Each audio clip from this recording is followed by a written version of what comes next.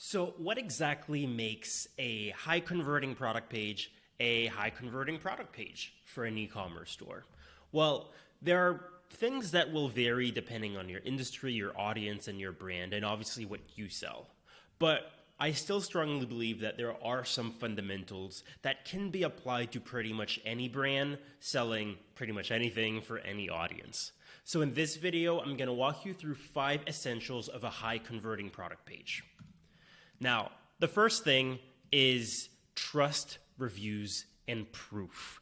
And there's a lot to unpack just within this one thing. First, let's look at reviews and trust. Well, it is pretty standard for most brands now to have review stars at the top of their product page with the amount of reviews and the star rating. Here's a couple things. You'll want to make sure that this is one of the first things that people see when they land on your product page, right? So what I love about transparent brands here is that the review stars are orange, they're not blue, they're not black, they're not gray, right? It stands out, so you see them as soon as you land here, and you can see that they have a high review, a high rating, I should say. So make sure that this stands out and make sure it is visible. I've seen a lot of brands kind of almost hide those, but it should be one of the first things that you see. Second thing is display the actual rating, right? So obviously if you've got a 4.6 star rating, that's great, display it. And then if you've got a lot of reviews, like in this case, Transparent Labs got over 4,000 reviews, that is additional social proof. It proves that, hey, this rating, it's not just because of 1 or 2 people, it's because of 4,000 plus people. And that is going to tell people that a lot of people has bought this product before and that they can trust the rating that's given to this product, right? So make sure you display the amount of reviews you have. If you have, even if you have under 100, right, if you've got like 20, 30, 50, display those amounts. Obviously, if you've got 100 and 1,000, you definitely want to make sure you display those amounts. On the flip side, though, if you've got like less than 10 reviews or 0 reviews or 1 or 2, it might be best to still obviously display the star rating, the actual rating, but might be best to hide that number of reviews for these products.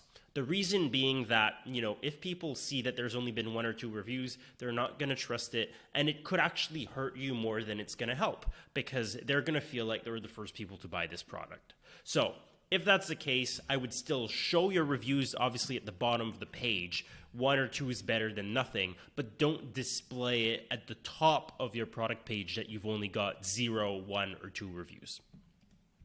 Now, on the topic of product reviews, make sure that this is clickable and that it can quickly scroll people to the product review section.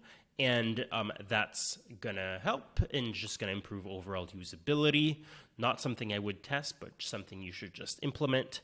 And finally, if you've got a product that's visual, apparel, a lifestyle product, something that's going to go in someone's home, right? Well, you might want to consider there we go, having UGC, so customer images, with your product review section. So that way people can click through, see how the products look like outside of, studio shots and get a better understanding of what it might look like in their own homes.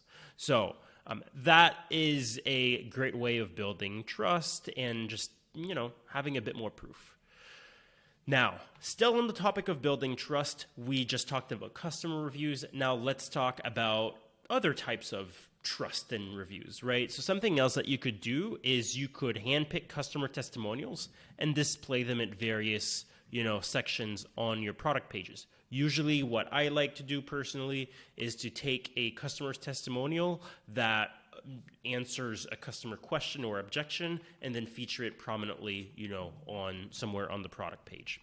Alternatively, let's look at this example from Javi. You could also feature press logos, right? We've seen this on so many websites. I mean, at this point, pretty much every website's got those. So keep in mind that it might not be the most impactful thing, but it is one thing that you can do. And if you want to improve the effectiveness of those press logos, one of the things that we've done at SplitBase and we've seen works better than just logos is actually taking a quote from those press articles and including it above or next to the logos. So that way, if Forbes says that, hey, you have the best coffee in the world, right? Well, show that on your product page next to the logo, and that's going to reinforce your value proposition, and it's going to come from a trustworthy news source instead of just you saying it, right? So that's one way of taking press logos a little further. So now, on the last aspect, proof, right? Well, obviously, customer reviews, press quotes all can offer proof of the benefit or proof that your products are worth it.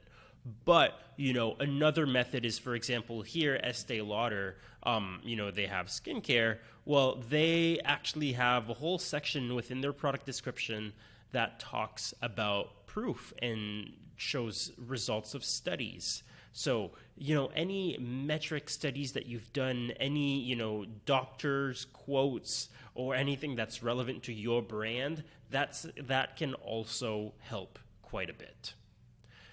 Now, that is how you build trust, reviews, and proof. There's obviously many, many other ways, and some of these should be tested, some of these can be implemented, but, that covers at least some of the bases. Now, item number 2, product images.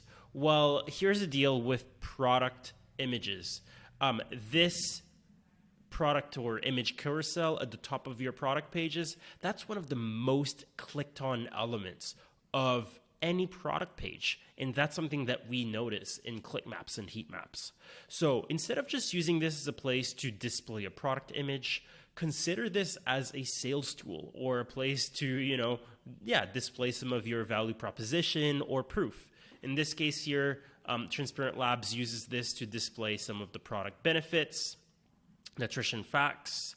Now, I like how Javi, it's a little bit more subtle, but they do display, for example, the different products that they offer, the different flavors, I should say. But here in this image, for example, you see the outcome, what you can make with these products, right? These cool looking drinks. So that's another way of communicating benefit, but without words, just through an image.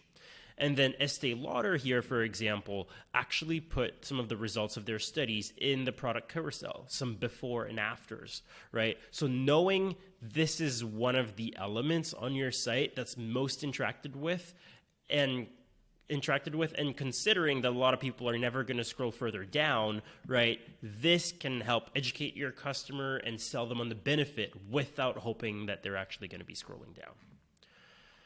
So that's point number 2. Treat your image carousels as a sales tool and not just as a place to put one image. Now, point number 3, a clear explanation of the benefits. Right? So people buy outcomes, not products. So in the case of, a skincare product, for example, people don't buy a serum for the sake of buying a serum. People don't just say, I want to buy a serum because I need a serum. People buy this because they want better skin, and that's ultimately what they're looking for and why they're buying it, right? So explain those benefits properly. Here, if we were to rely on the product name alone, Advanced Night Repair Serum, Synchronized Multi-Recovery Complex, I have no idea what this means, right? Or what that's going to do. But if you look at the line of text right there, wake up radiant, visibly reduce signs of aging, right? Then it's very clear what it does. And then the benefits are explained even further in the product images. And now in the product description, it says 7 powerful night renewal actions. So it goes even deeper. So explain the benefits of your product, explain what people can get out of it. That's going to help. Don't just assume people understand the benefit of what you sell.